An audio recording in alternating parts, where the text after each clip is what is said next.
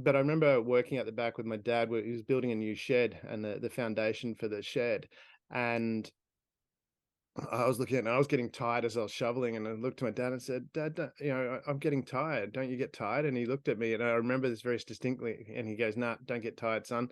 And and I was like, I don't know how that psychologically affected me, but I'm a bit of a workaholic now, and it's like I just keep pushing through until 2, 3 in the morning, like Yoel is doing at the moment. Yeah, And I was gonna say Ben's the workaholic here, but yeah, we're all trying.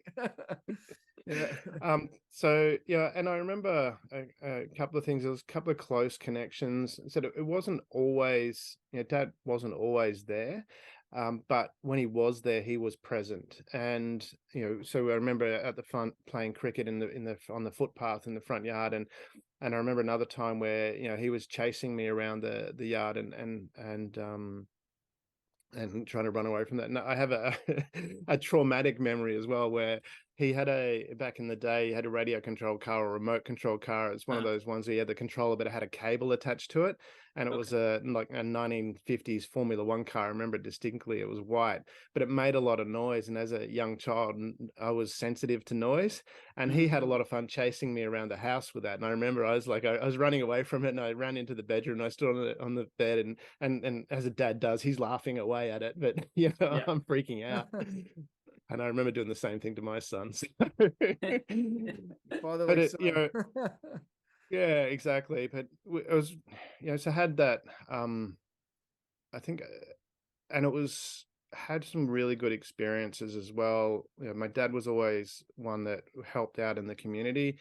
So we did things with the local footy club, like for example, when they had Christmas and preparing for the Christmas parties, he would bring home the lollies to build the lolly bags that Santa would give out at the Christmas parties. So we, as a family, would prepare these lolly bags. Which, as a kid, you're always waiting, because when there was odd lollies left off, somebody got to eat them. So it was kind of like, that was really exciting.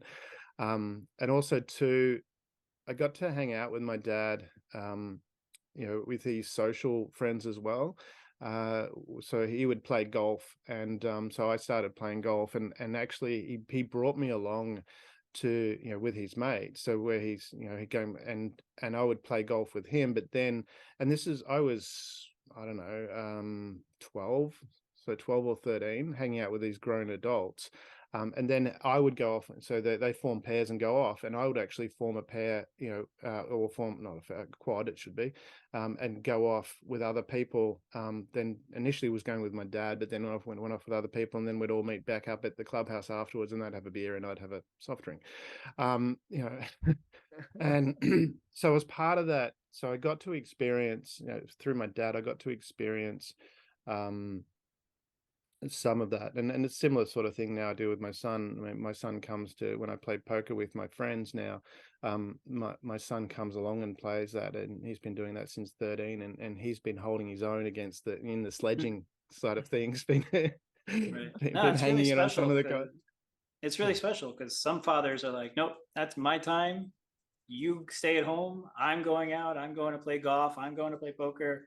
I'm going to do whatever I want. And it sounds like, your father passed this really nice thing over to you to share with your son. Yeah. Because I hope when you were a kid, I don't know if you appreciated it, but it sounds like you grew into that appreciation for sure.